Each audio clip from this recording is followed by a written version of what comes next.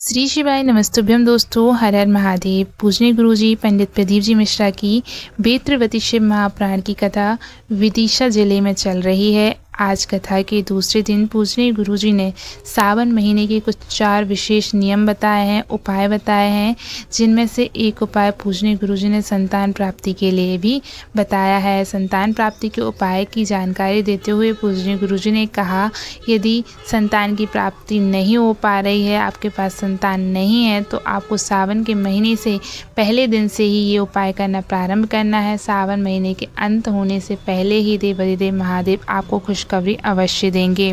इसके अलावा पूजनीय गुरुजी ने कुबेरेश्वर धाम सीहोर में होने वाली कथा की जानकारी भी दी है। तो आइए जानते हैं इन सभी उपायों को। इससे पहले यदि आप हमारे चैनल पर नए हैं तो चैनल को सब्सक्राइब कर दीजिए। वीडियो पसंद आए तो इसे लाइक और शेयर अवश्य कीजिए। गुरु पूर्णिमा के शुभ अवसर पर सीहोर कुबेरेश्वर धाम में कथा होने जा रही है, जो कि 12 जुलाई से लेकर 18 जुलाई तक चलेगी। कथा भी होगी और इसके साथ ही गुरु दीक्षा का कार्यक्रम भी रखा गया है। तो यदि आप गुरु दीक्षा लेना चाहते हैं या कथा में सम्मिलित होना चाहते हैं, कथा श्रवण करना चाहते हैं, तो आप सीहोर कुबेरेश्वर धाम जाकर कथा का लाभ ले सकते हैं।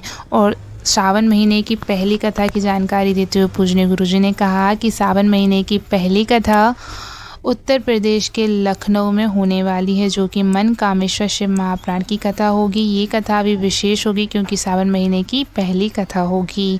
तो आइए जानते हैं उन 4 नियम के बारे में, 4 उपायों के बारे में, जो कि पूजनीय गुरुजी ने बताए हैं। सावन महीने के स्टार्ट होने से पहले ही आपको ये जानकारी होना अत्यंत आवश्यक है। तो आइए जानते हैं।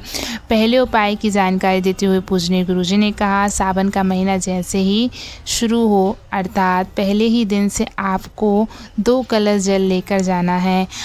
आप अभी तक 1 कलश जल लेकर जाते थे, अब आपके दोनों हाथों में 1-1 कलश होना चाहिए। कलश तांबे के हों या पीतल के हों, लेकिन आपके हाथों में 2 कलश होना आवश्यक है और दोनों हाथों से ही आपको शिवलिंग पर जल समर्पित करना प्रारंभ करना है।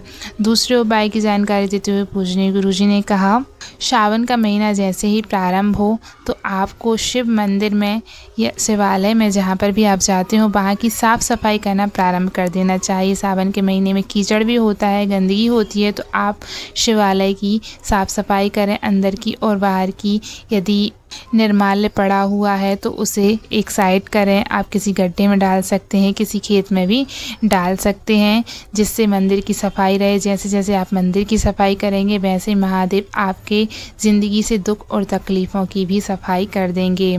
तीसरे उपाय की जानकारी देते हुए पूजनीय गुरुजी ने कहा, संतान प्राप्ति के लिए आपको सावन महीने के पहले ही दिन से 2 कलश जल लेकर जाना प्रारंभ करना चाहिए। और जब आप दोनों कलश का जल देवाधिदेव महादेव की शिवलिंग पर समर्पित करें तो आपको तुम्रुकेश्वर और घृष्णेश्वर इन 2 नामों का स्मरण करना चाहिए। नाम आप ध्यान से सुनिए, घृष्णेश्वर और तुम्रुकेश्वर, इन 2 नामों का स्मरण करने का पूजनीय गुरुजी ने कहा है जब आप 2 कलश जल शिवलिंग पर समर्पित करें। और ये उपाय भी आपको सावन के पहले ही दिन से प्रारंभ करना है। चौथी जानकारी पूजनीय गुरुजी ने दी है कि सावन का महीने में यदि आप कहीं नहीं जा पा रहे हैं, किसी तीर्थ स्थल पर नहीं जा रहे हैं, काशी विश्वनाथ नहीं जा सकते, कृष्णेश्वर ओमकारेश्वर नहीं जा पा रहे हैं, तो आप जहाँ पर भी जाते हैं, जिस शिव मंदिर में जाते हैं जल समर्पित करने के लिए, वहाँ पर आपको काशी विश्वनाथ का, घृष्णेश्वर, ओमकारेश्वर, जहाँ पर भी आपके जाने की इच्छा हो, वहाँ उनका नाम लेकर आप जल समर्पित करते हैं तो आपका जल ही गंगा जल सा पवित्र बन जाएगा और देवाधिदेव महादेव उसे स्वीकार करेंगे।